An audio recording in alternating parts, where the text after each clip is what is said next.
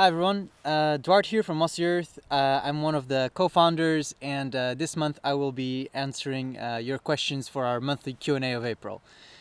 So I'd like to start first by acknowledging obviously the ongoing situation. Don't worry, this is not going to be a whole video about coronavirus.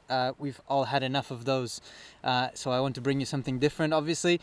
But I'd like to start by acknowledging that and saying that I hope all of you guys are staying safe and healthy, and that this will all become a bit more manageable soon enough. On my side, all is well. My family is healthy and so on, and I'm currently doing self-isolation with my family here in Portugal. I'm in just south of Lisbon, and you can see here some really nice seaside cliffs. They're very near my house. I've walked here, so don't worry, I'm respecting quarantine rules. But yeah, all is well. And with regards to how things are going at Mossy Earth, we're managing, and this is what matters. We're keeping our projects moving, and we've managed to find solutions to sort of go around the challenges posed by coronavirus. So that's all I'm going to say about that for now, so that there is no more negative corona stories popping up in your life. So I'd like to start first by giving you a small update on how things are progressing. So things haven't stopped. We've actually, and I guess this is the biggest piece of news, we've added a new project in Slovakia. I got my my trusted notes down here, by the way. So if you see me looking down, this is why. We've added a new project in Slovakia in the Danube floodplains, and the objective of this project will be to restore water dynamics in the floodplains, restore wetlands, and riverside arm restoration as well. So essentially we'll be doing this in two stages. One will be reforesting areas that are currently open, and then we will also be improving the species composition of existing forests, specifically non-native forests that do exist in the area. We're doing this in partnership with a wonderful organization called BROZ. This is an acronym that stands for something, but I will not try to pronounce it because it is Slovakian, and I will embarrass myself here. We're really excited to be launching this project. So obviously a very weird timing to be doing so, but yeah, it's great news to be progressing, and we will be planting your trees not for the month of April but for the month of May over in Slovakia. So that's pretty cool. In terms of the species we will be supporting, I have a little list here because I had a look at our project management files, carefully crafted by our biologist Hannah. So in terms of bird life, we will be supporting marsh and river warblers, Eurasian wryneck, white-tailed eagle, black stork, and many more birds that live in these floodplain forests, which are which have a high density of bird life. In terms of mammals, we'll be supporting various species of deer, many sort of small mammals such as voles and martens, and also aquatic mammals, so the beaver and otter, for instance, lutra. And in terms of the fish, there's also many different freshwater species living in these floodplains. And this includes one little species that I looked up, which is called Ballon's roof, or the Danube roof, which is a species of perch, which I found pretty cool looking, and I'll try to get a picture up so you guys see it as well. But we will give you a full project page as well as a detailed video explaining everything with our biologist Hannah, so that you don't hear me blabbing on about things I don't know very, very well how to explain. So yeah, really excited to be starting this partnership. As I said, the timing is a bit strange, but I think we will make it a success.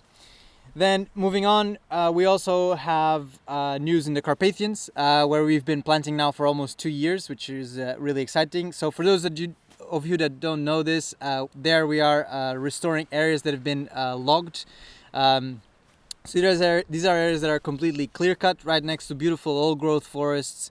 This is a fantastic ecosystem, and essentially we're coming in and reforesting those areas to avoid erosion. So we have to sort of come in rather quick on that front. So we're currently planting more than 20,000 trees there, and that's yeah, that's really cool to be adding another 20,000 trees there, which I think brings up our total in the region to almost 60,000, which is yeah, really nice when you start completing patches of the mountainside there. In terms of the photos and GPS coordinates, we usually visit the location 2 times per year to be able to be there for the planting and help with that side of things, and obviously to photograph and take the GPS coordinates of each tree. And obviously with the travel restrictions, we were not able to do so. But we managed to connect with 2 nature guides, Mihai and Georgiana. I hope also I'm pronouncing your name right, Georgiana, I'm sorry. Who kindly are taking the photos and GPS coordinates for us, and obviously for them it's an alternate source of employment because naturally tourism is down in the region. So this is a silver lining in the midst of all this this confusion. And then moving on to the final bit of news, we've planted some more trees in the Scottish Highlands. A little shy over 3,000 trees, mix of downy birch, holly, alder, rowan, and other native species. And we managed to do so right before lockdown. Our biologist Hannah oversaw the whole process, and she's been busy taking the photos and GPS coordinates of those trees. So this is all for updates, and yeah, really happy to be able to continue our work given the current situation. So then Matt, the other co-founder of Mossy Earth, gathered a few questions that he's been sent over the last few weeks into a little list for me, and I think I'll start by answering some of those. So we have a question which is, can I plant all my trees in one project? And if not, then why?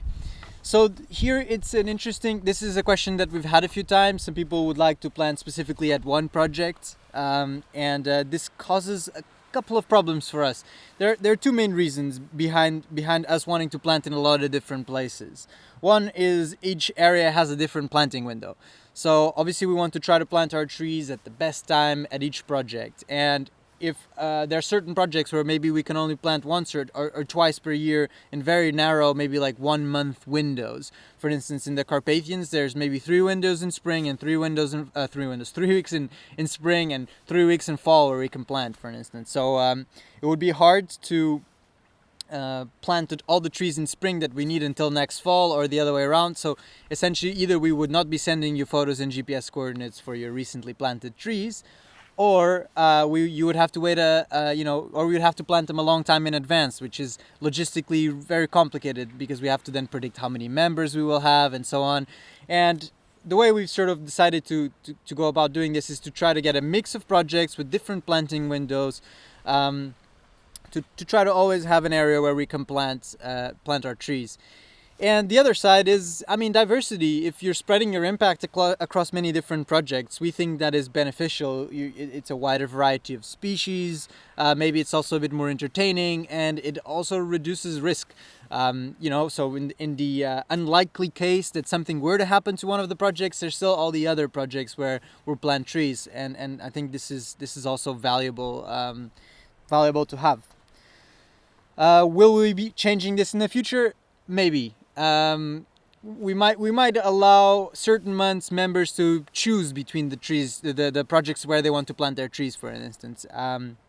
This is something we will look into in a post-coronavirus world, but don't expect it this year. But it is something we are considering, and thank you very much for your suggestion. And I hope it is okay that we then plant your trees in all these different places. Second question. There was talk of a US project. Do you have updates on that front? So yes, we've been talking about a US project for a while now, which is obviously bad because one hasn't materialized yet. We don't have any major updates on that front.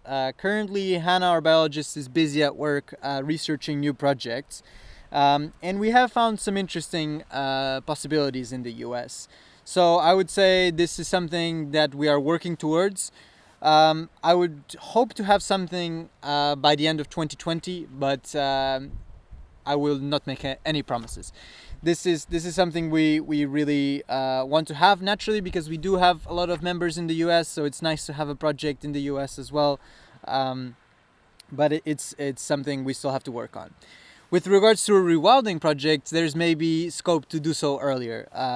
So, the monthly rewilding votes that we do and the implementation of these high impact projects is a bit more flexible, and we want to really sort of be able to do these anywhere in the world. So obviously, getting a US project would probably be a priority because it's nice for our US members. So yeah, that's the news on that front. Unfortunately, no super exciting news yet, but hopefully we will have something to tell you soon. Then we have a question about rewilding projects. So what is the status of the winter rewilding project in Scotland? So this winter we gave you a few options that you could vote on between translocating mountain hares. All of these are in Scotland, by the way. So translocating mountain hares, tagging salmon with radio tags or acoustic tags, and also building nesting platforms for white-tailed sea eagles. And out of all of these, our members chose to. So obviously, for those of you that don't know, we allow our members to vote on this, so that we then implement the project that gets the most votes. And the one that won was the translocation of the mountain hares. So currently, our biologist Hannah, she's in charge of the implementation, and she's currently preparing a survey which will be conducted in fall, for us to be able to ascertain the current state of the mountain hare population. And after this, we will, maybe a month or so after the survey has taken place, we will then execute the translocation. So this is something that will get done by this fall. That was also the original timeline plan for this. We don't see this project changing due to coronavirus or any sort of extraordinary circumstances. With regards to the other two projects, we actually managed to get one of our business partners in Lumi to sponsor both of them. One through their own team membership, so all in Lumi team members have a membership with Mossy Earth, and the other one through a partnership in the UK.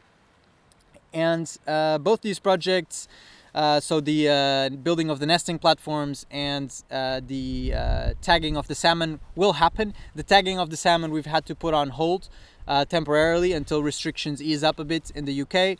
The nesting platform side of things also, but we were able to already pick the trees and everything is ready to go. It's more about like the moment that the lockdown eases up a bit, we will be able to jump into action. So really cool. We'll be able to do all three projects. Obviously, thanks to our business partner as well.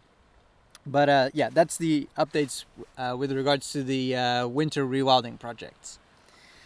Then I have an interesting question also. What is your favorite tree? So for me personally, it's hard to choose. So I'm Portuguese, so I really like a tree that's very sort of symbolic of Portugal, which is the cork oak. It obviously has its bark is cork, and it's sort of really iconic of the Portuguese countryside. And I think it's a really beautiful tree. It's part of a cultural landscape as well. After that, I think I'd pick also the olive tree. I really like olive oil, and it's also really iconic of this landscape here. Outside Portugal, I would pick the trees in the redwoods, essentially. So the sequoias, they're just so beautiful. And any time I visited them in California or in Canada, it's just been it's been an amazing experience. So I've really enjoyed that as well. So these are my favorite trees. I'm sorry if I couldn't stick to one. Now I'm moving on to some questions from Instagram. So Emil asked on Instagram, do you plant only native trees? And then he proceeded to say sometimes foreign species, and then it was incomplete. But I imagine that he wanted to say that sometimes planting foreign species can also make sense.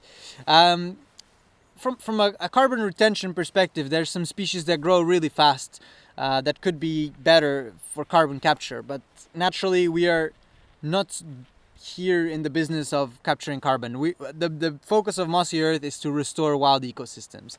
So we try to focus as much as we can on native species, which are adapted to the local environment, so they come from local DNA pools, and that also link up well with the rest of the ecosystem. This is really important. It is also my understanding that there is an opportunity to then, because of global warming as well, to plant species that are not native, but because of changes in the climate are really well adapted to, say, the climate that a certain region will have over the next 20 years, let's say so, or 30, or for the foreseeable future. And in that sense, it could make sense to plant non-native trees. I think that's maybe the one exception we would make. But this is not something we've done yet, and I think when we do, we will have a really good explanation to tell you why we would pick that species for that specific region. So yeah, I think really cool question. Hope I managed to answer it without making Hannah or Tiago, both our biologists, cringe. So then another question came from Instagram. Sorry, I don't have the name, but they ask essentially, can I contribute my time and physical help as well as money? So this is a question we get a few times. So people wanting to volunteer at our projects or to sort of help us out in their free time. And this is I think a little bit of a complicated question to answer, because naturally we would like to use this momentum, capture this willingness and this goodwill from people into action, into practical action for us that would move our projects forward. But this is very hard to channel without a lot of administration. In terms of on the ground work, I would say this is generally not the best option for us, simply because we work with professionals usually from the area where the project is at, and this means that if we were to then work with volunteers, the volunteers would have to come probably from a city or at least from a distance, travel, have a footprint as well, just to go there and plant trees, while we could, for instance, spend money, which we were happy to do, hiring local workers to do the job. And I think in that sense, this is the preferred option. It's not that we don't want people to be a part of the projects. We want people to visit them if they can and so on. It's just we don't want to be reliant on that, and we don't want to be focusing our efforts on the administration around this. So we very much want you to enjoy the nature spaces that we're working to restore. But we don't want to make it a part of the whole way we do things. So I hope that answers your question. This might change a little bit in the future if we get some opportunities, but it will never be that the core of our planting with regards to reforestation is done in that way. Then there is obviously the question with regards to the rewilding projects. So the rewilding projects are a case-by-case basis. So obviously these can be projects that are implemented anywhere around the world. That help improve or protect biodiversity. So there we could potentially work with local members to get things done. But again, we would want to avoid having members travel to do something specific. And then there's a final component which we've been asked quite a few times. And is people that have certain skills that are useful for organizations such as Mossy Earth, and that they would like to lend some of their time. And I mean, this is probably the most feasible way to help us achieve our goals.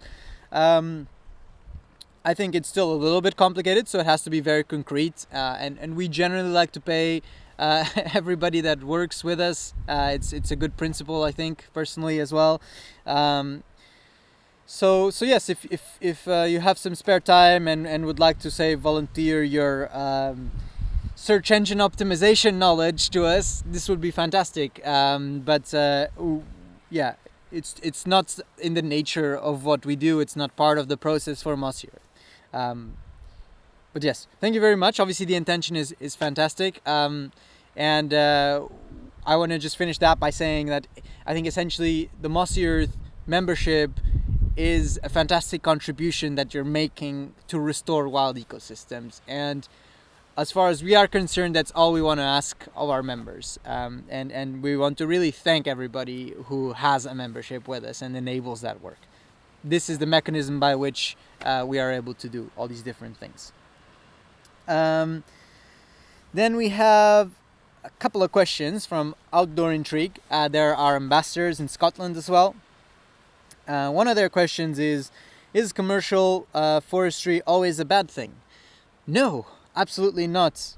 Commercial forestry is fantastic as far as I'm concerned. Wood is a renewable resource that should be used as much as we can. There's a few parts of this that have to be respected, obviously.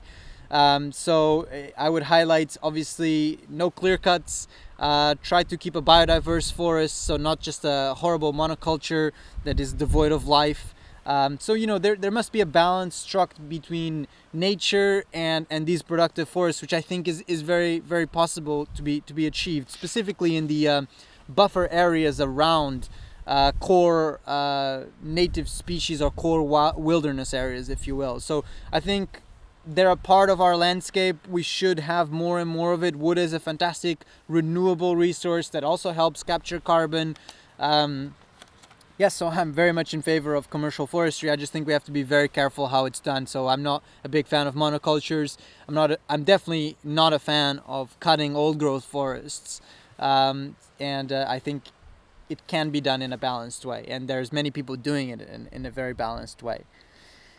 So then their second question was, do you think COVID-19 has been positive or negative for the environment overall?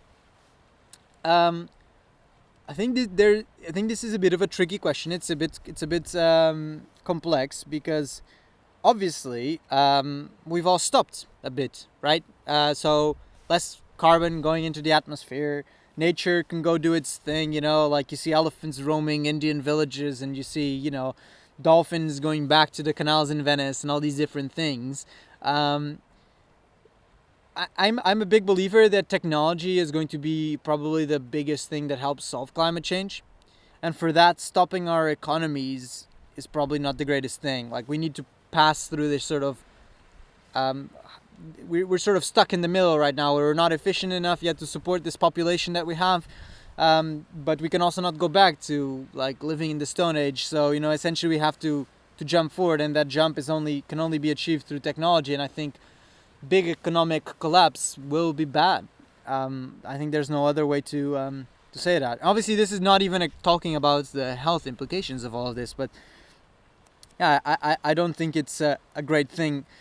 There is one other side though to it, which is, will this make people aware that there are global issues which impact their life individually and help them?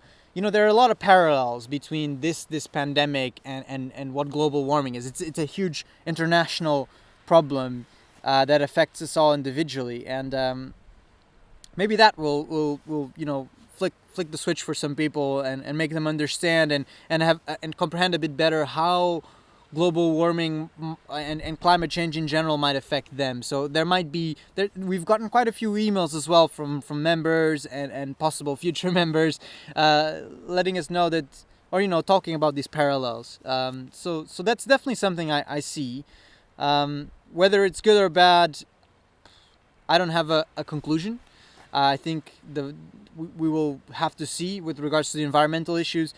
In terms of the overall side, like the overall picture, no, it's bad. It's terrible. I can see I don't want to see it as a silver lining. I think it's a really bad situation. So, yeah, this is the answer, unfortunately. Even though I do love to see dolphins go back to Venice, for instance. And there's also a final aspect to this, which is the rewilding side of things, right? This is making people are feeling this is the most visual rewilding experience that people have had in the population as a whole. To see nature return, it's such a great and positive feeling. And this is why Mossy Earth is not a tree planting or a carbon offsetting organization. We restored nature, we do rewilding, and it's all about this feeling of bringing nature back. And maybe a lot more people will become aware and will want to be a part of that process. That could be a more direct outcome out of all of this. This is something I could see happening. But yeah, as I said, coronavirus, bad. Then we have a question from Julia. What is your new Danube Delta project? So I mentioned obviously the project in the beginning of this Q&A. So Julia, our project is in the Danube floodplains, and I hope I explained it well enough in the beginning of this Q&A. So then, yeah, to wrap it up, there's a few other points I'd like to touch on.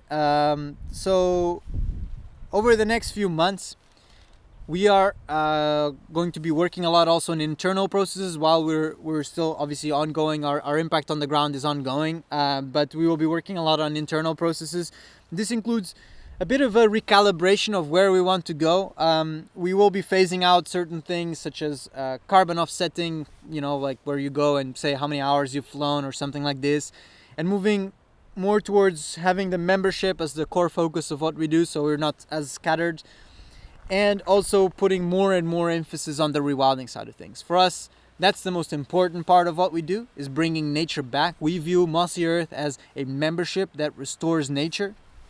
And as a side effect, it also does this whole part of capturing carbon and so on. But what we want to do is bring nature back and help improve biodiversity.